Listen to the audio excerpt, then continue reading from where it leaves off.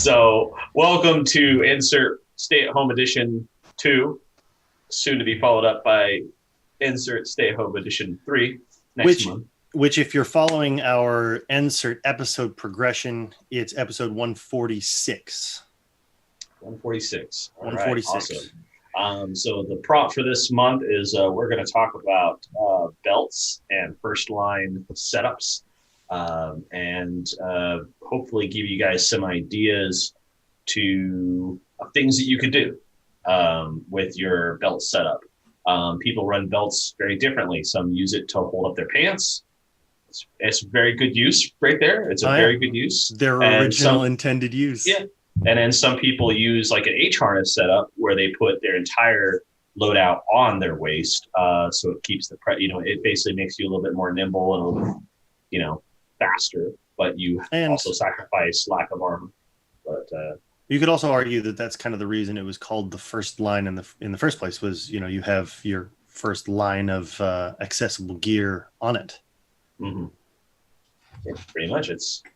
I'm not really sure how the terms of first line, second line, third line came to be, but maybe that is how. I'm not really sure.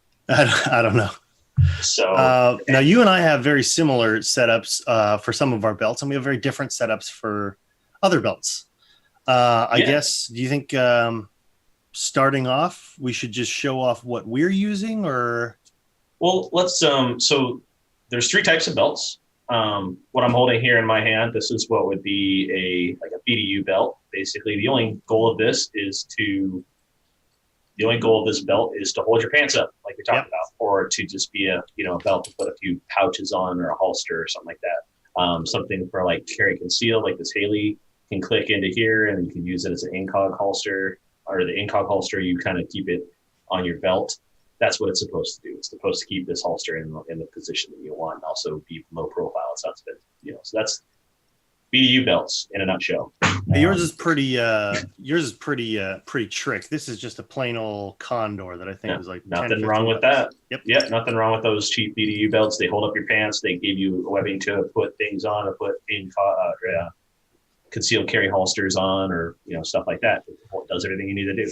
The key, if you are using a belt like this to mount a holster or even magazine pouches, is make sure that they're stiff enough to take the weight of the things that you're putting on it. If you've got a floppy, soft nylon belt, that's really not going to help you nearly as much as something with some reinforcement in it. So if you're using it as a gun belt, get a reinforced belt. Yeah, especially with external type pouches. So, an external holster, especially, it'll flop like crazy. You really need to have that stiff to be able to retain and have a good holster point.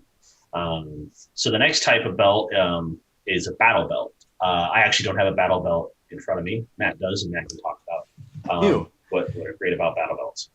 So what's interesting is that it's kind of the next, I suppose, progression in time as well. The battle belt came before the modern shooter's belt or war belt, or two-piece belts, as you might have heard them referred to as. This is a battle belt. Now, a battle belt, I guess, is most obviously recognized by its inner and outer belt system that are tied together. So I have a rigger's belt that inserts through the battle belt, and this is worn over your clothing. This doesn't integrate into your clothing at all. In fact, you'd still want to wear a belt to hold up your pants, and then this clicks in over your gear. And mine's pretty simply set up. It has PALS webbing on it to allow me to attach pouches to it. I keep a couple mag pouches on there, somewhere to clip my gloves into, a medic pouch, which is really just Band-Aids and Neosporin and things like that. Keep a multi-tool on this one, and I also keep a QLS plate from Safariland to mount my holster to. Now, this one is a mid-ride, and I've kind of jerry-rigged my own leg strap to it because I found that when running a mid-ride, you get a lot of jump in your belt. So running a mid-ride with a belt loop helps with that. But other than that, one thing that you do want to look for in a battle belt is some sort of non-slip surface. This one's texturized. It's a texturized rubber, and it holds it to my Bdu and to my gear to keep it from sliding around while I'm wearing it. So really key with a battle belt is making sure that it at least has some, texture on it to make sure that it doesn't shift around on you. And that's pretty much battle belts. Yeah, they're really good options. One of the nice things about battle belts is they come on and off really easily and really quickly. And you can run them standalone. You can run them, off and just to plate carry everything up on your chest if you want to.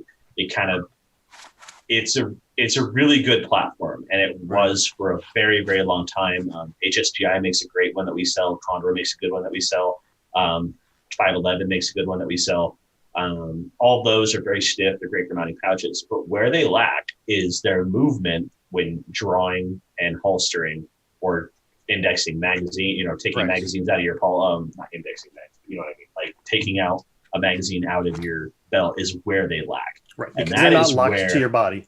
Correct. Before we move on to shooters belts and war belts, I will say there are two advantages to the battle belt. One, it's padded. It's nice. Which is really nice. And the follow-up to that is they're capable of taking a lot more weight than a modern shooter's belt or war belt. They're designed as a load-bearing belt and can be tied to your plate carrier. They can carry a lot more pouches and gear on them that weigh more than the next belt we're going to show. Yeah, and especially they also integrate very well with H harnesses. So like Condor's has loops, so you can actually mount their H harness kit to it. I think some of the other brands also have H harness kits, which are very nice. They take the weight off of your hips and put it onto your shoulders and your back to be able to even carry even more weight. So you can carry a lot of things very, very effectively on that platform. Exactly. So to get into war belts, I would say the first example I ever saw of the modern war belt, and I could be, people in the comments can roast me if I'm wrong, was maybe Ronin Tactics when they came out with their two belt system, and it kind of inspired everybody else to start making belts in that kind of form factor. What they do is, sorry if I get stable there, they have Velcro on the inside of the outer belt and the outside of the inner belt. So you wear this around your pants through your belt loops. This keeps your pants up.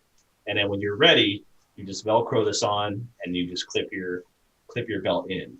And so what it does is it achieves the best of both worlds. It doesn't go up and down. It doesn't slide on you.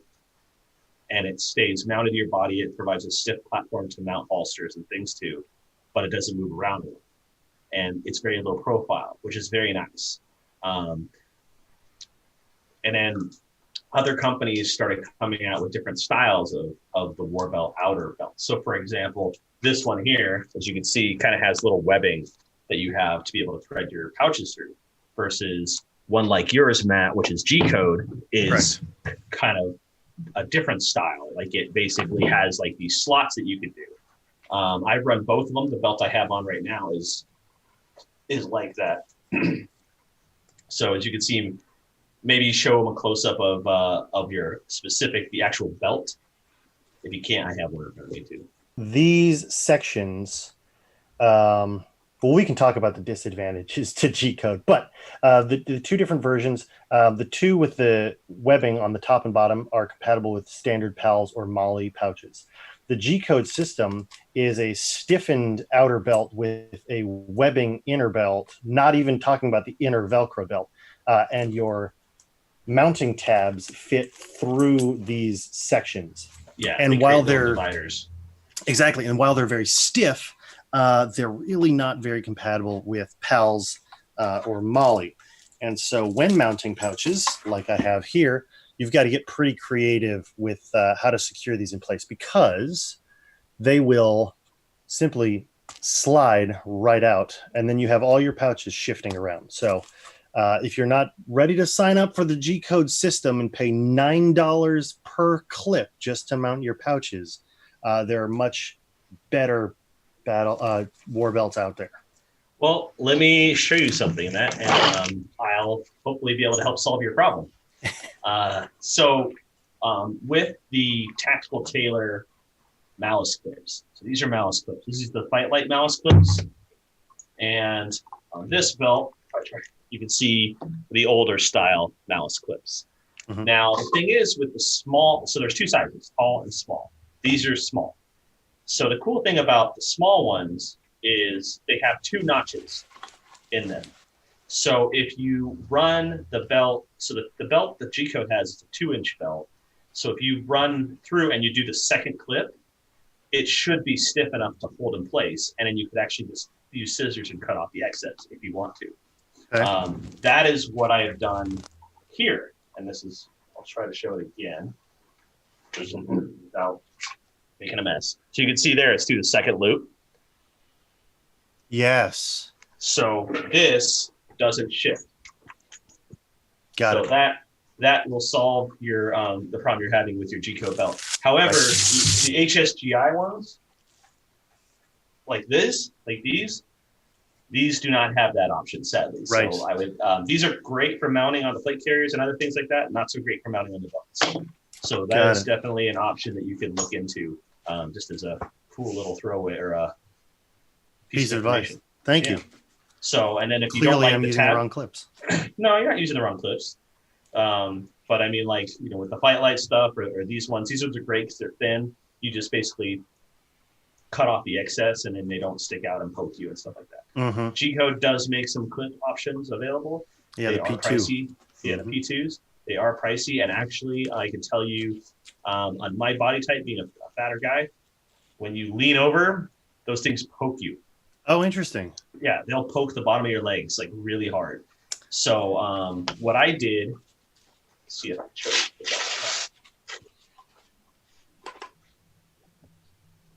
No, I dropped it. So like the G-Code Scorpions, I used some Velcro to basically kind of just manually mount them so they don't poke me as much as those P2s.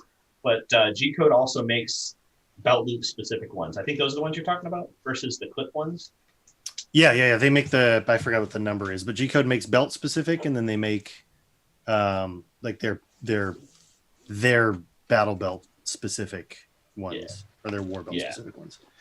Yeah, they're so different that, like, you know, and they're hard injection plastic or molded plastic. They're very very rigid. They don't have play like we're used to with the other mounting options for Malice clips and stuff like that.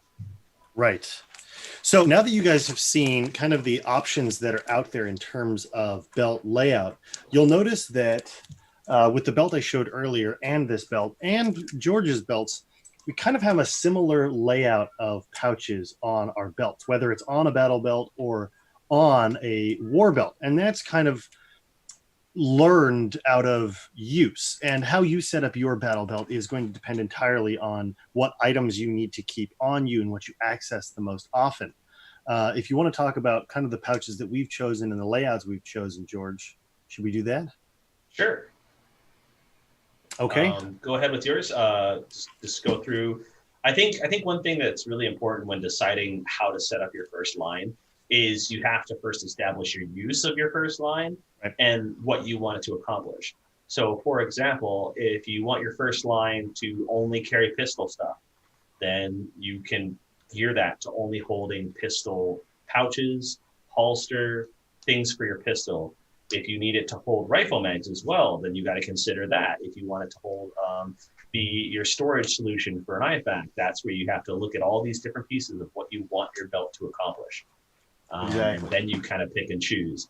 There are some people who like to have their first line just be a few mag pouches, a dump pouch, and that's it. There's some people who, you know, like myself, I try to put as much on my belt as I can as just extra storage. I don't want to put anything heavy on there, but it is important that if I take off my plate carrier, that my first line can do everything that I need it to be able to do.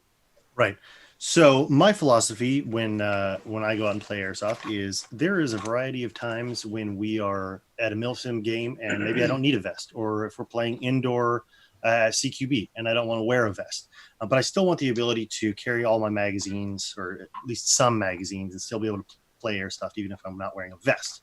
So a lot of my choices for my belts is based off of that. So I like to keep a way to keep both rifle and pistol mags on me. as well as, the pistol that goes with the pistol mags. So I think, for me, I don't really shoot pistol all that much. So 2 magazines is usually enough for me. And because both of my pistols are double stack, I'm not so worried about not having enough rounds. You got the ability to keep two rifle magazines in here as well. Could I have more rifle mags? Absolutely. Will it stick out more from my belt? Yes, it will. So I gave up storage capability for a little bit lower profile. As you can see on my green belt, I'm running HSGI tacos. I've got a roll-up dump pouch because I find myself using a dump pouch less and less. But these ones are, but I mean, to plug these ones specifically, yep. And I know that I sold you on these. These are the Tactical Tailor roll-up dump pouches. We have them on our website. I have one. Yeah. I love these because of how small they are. They're not as flimsy as like the Blue Force Gear one. The Blue Force Gear one's super small, but it doesn't work very well when it's actually used as a dump pouch. Right. Versus these, they hold their shape, they hold their form. They're great. They're perfect. I love these dump pouches. Definitely recommend them. And I think over time, I've found myself dumping magazines into these less and less and using these more for gathering things on the field. If we have an objective that we have to pick up something, or if I need to keep a water bottle, that's a great place to throw it real quick. If I pick up some trash or keep some trash on me, really a dump pouch is a great way to do that. Moving along, really simple. I don't even want to call it an IFAC. It's got Band-Aids and Neosporin in this one. For Airsoft, I don't find that I need on this belt a lot of extra stuff that I wouldn't necessarily be using. And again, just a multi-tool. That takes care of the green belt. My tan belt is later progression in time. So I've got this belt much later than my green belt, and I've had some time to work out and fine tune some of the things I need. You'll notice that I kept my same kind of magazine philosophy: 2 pistol magazines, 2 rifle magazines, but I've changed the type of mag pouch on here. These are S-Tac Kiwis. I love these mag pouches. They're cheap. They're easy to repair. If you break a Kydex insert, you can order more inserts or have somebody make some. They're quiet. They're soft-sided. And most importantly, they don't hang up on your arms when you're moving your arms past your belt, because anybody that's run tacos will know that this can get uncomfortable real quick. Once again, Fight Light dump pouch. Now you'll notice that this medic pouch is quite a bit larger than my green belt. And that's because I'm carrying a lot more stuff. I take this to the actual range, so I've got actual range appropriate medical supply, obviously within my scope of knowledge. So I don't have anything in here that I'm not trained in using. And that's important. And we're going to be doing an insert in a couple months, probably talking about IFACs and what you should have in them. So I won't go into that, but always be aware of, what you're keeping on you. Can you use it safely? Should you be using it? That's what you put in there. Moving on from there, this boy right here. This is an HSGI Stuff It, right? Or is it a soft taco? Soft taco. Soft taco. This thing is fantastic for carrying water bottles, EMG, or the Odin speed loader. It's a catch-all that does everything. It's perfect. And I've got a Blue Force Gear 10 speed on here just in case I need to tuck a multi-tool onto this belt and I don't want to take up extra space for a pouch. And then moving on from there, this is my holster. Now, this holster is also mounted to a Safariland QLS, and I've got an MC Kydex holster for my SPO1 in here. For my high kappa, I use a Safariland holster with the same mounting system. So depending on which belt I'm using, I can rip this off, throw it on my green belt, or throw my Safariland on here. And I've got one holster mounting platform that works with all of the different holsters I have. And that right there is my war belt. I don't want to call it a war belt, a shooter's belt. My shoots belt, yeah. And of course, I didn't get it out for this video, but I'm also working on a multicam black version. And that's taking a while because I'm saving up to buy like $100 worth of G-code P-clips, which really is 10 P-clips. That's a lot. That's a lot of P-clips. It's 10 P-clips. That's 5 pouches. If you think about it. I've seen some people like back in the day when RTI from G Code was super popular. Oh, yeah. People putting like RTI things for every pouch they had. I'm just like, wow, that's like $300 worth of RTI mounts right there. That's really cool. And as a caveat, the pouches that George and I are showing you and the belts that we're showing you, granted, they are not the cheapest systems that you could go with. You could, of course, do any belt setup using affordable pouches and affordable belts, and it would do the exact same thing. It's just that George and I are gear whores, and we like collecting things from our favorite brands or making them ourselves. Well, I don't, but I mean, the cool thing about most gear on the market is you can adapt things to work for you based off of your budget. There are some great options available that are much more affordable from other brands. Condor makes some pretty good belts. There's a few other ones from like 511 and stuff like that who don't maybe use a Cobra buckle that brings down the cost of a belt $20. Just like I can tell you right now, that brings down the cost of a belt $20 if you just don't have a Cobra belt or a Cobra buckle. Cobra buckles are great, but they're also expensive. They're just expensive buckle to make. They're full metal, so it's just they have a lot of load bearing capabilities that plastic buckles don't. So they're preferred a lot of times, but there are cheaper options out there. When in doubt, there are knockoffs of everything. So really quick, I was going to talk about a comment from Gamer of War, and he uses an old 1956 web gear belt with 2 canteen, 2 mag pouches, and can carry 6 mags in those pouches. And a butt pack for storage. It's a great long-term short gameplay, and if it rains, I use Alice clip gear instead. I mean, what's cool about that is it's basically bare bones. Like you can go to a local surplus store and probably find this stuff for pretty cheap, and it'll work for at least like what you want it to do. I mean, if it was good enough for the guys who were originally wearing it, it's good enough for our fake war games.